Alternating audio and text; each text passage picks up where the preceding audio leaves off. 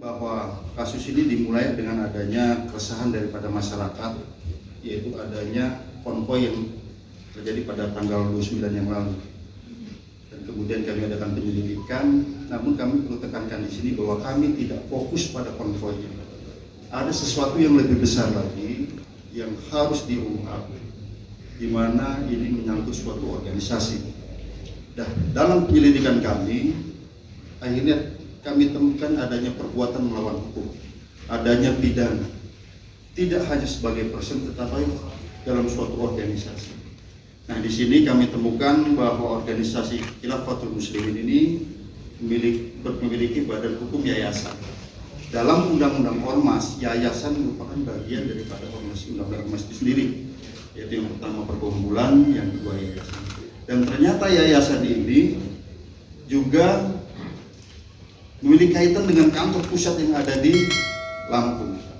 Oleh karenanya, kami telah konstruksikan pasal terkait dengan Undang-Undang Ormas, yaitu suatu organisasi masyarakat yang menganut, mengembangkan paham yang bertentangan dengan Pancasila.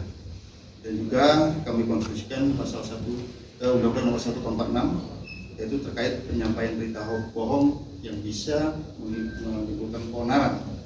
Dan dalam prakteknya bukan hanya masyarakat umum, termasuk umat muslim sendiri. Nanti akan kami jelaskan. Kemudian dari konstruksi yang kami buat ini, kami sudah menetapkan beberapa tersangka.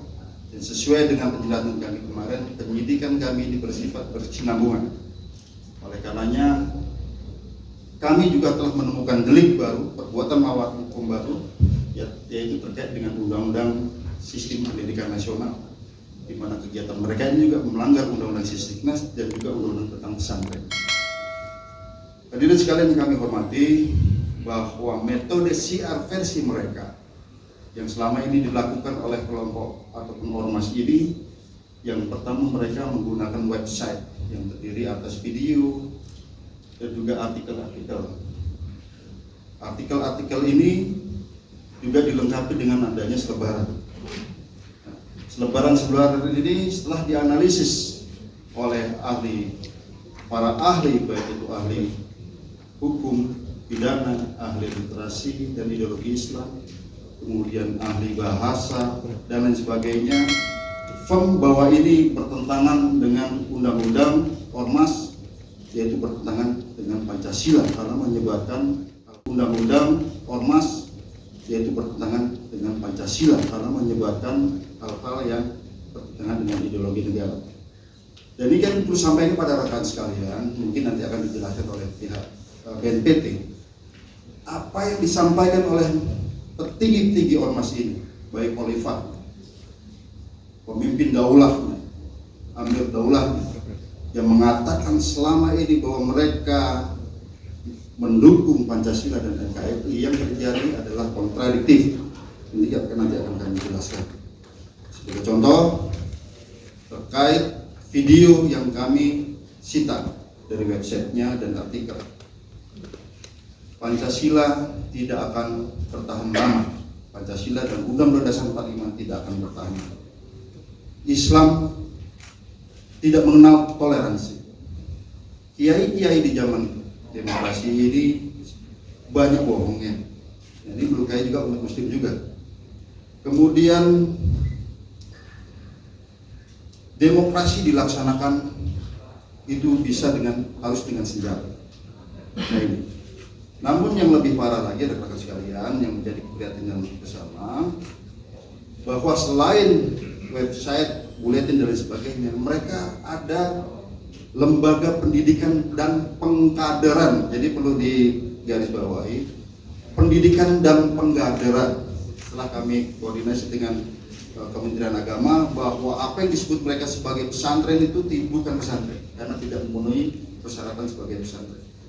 Nah, mereka memiliki 25 pondok pesantren sementara ya, tetapi apabila dihitung unitnya, karena ada tingkatannya, itu terdiri dari 31. Ini baru sementara, kami akan berkembang terus mencari sekolah-sekolah yang terafiliasi. Kemudian dari lembaga pendidikan ini dipimpin atau di kurikulumnya diatur oleh murabi, masing-masing pimpinan pondok pesantren dan Menteri Pendidikan. Oleh yang dikatakan setelah kami periksa menyatakan bahwa saya setara dengan Menteri Pendidikan. Itu diatur di mana sekolah-sekolah ini berbasis khilafah dan tidak pernah mengajarkan Pancasila. Undang-Undang Dasar 45. Kemudian yang kedua, taat hanya kepada khalifah, sedangkan kepada pemerintah itu tidak wajib. Kemudian juga diajarkan di sini bahwa sistem yang sudah final adalah khilafah. Di luar khilafah itu kemudian atau setan, iblis. Kemudian semua lembaga pendidikannya itu tidak mengacu terhadap perundang-undangan nasional. Apakah itu undang-undang Sistiknas, Sistem Pendidikan Nasional, maupun undang-undang pesantren, di mana dalam undang-undang tersebut mewajibkan berasaskan Pancasila dan Undang-Undang Dasar 45. Kemudian mereka memiliki sekolah dimulai dari SD 2 tahun, 3 tahun, SMP 2 tahun, SMA 2 tahun, dan 2 universitas, satu ada di Bekasi, satu ada di NTB, di mana setelah menjalani pendidikan selama 2 tahun di universitas mendapatkan gelar SKH, Sarjana Kekhalifahan Islam. Nah, ini menjadi keberitahuan bersama. Oleh karenanya rekan-rekan sekalian, yayasan pendidikan ini yang didirikan itu adalah sebagai suatu alat. Oleh karenanya aktanya kami sita sebagai instrumental delik, alat kejahatan, karena memang digunakan untuk melakukan tindakan-tindakan berlawanan dengan hukum. Lanjut, kami perlu sampaikan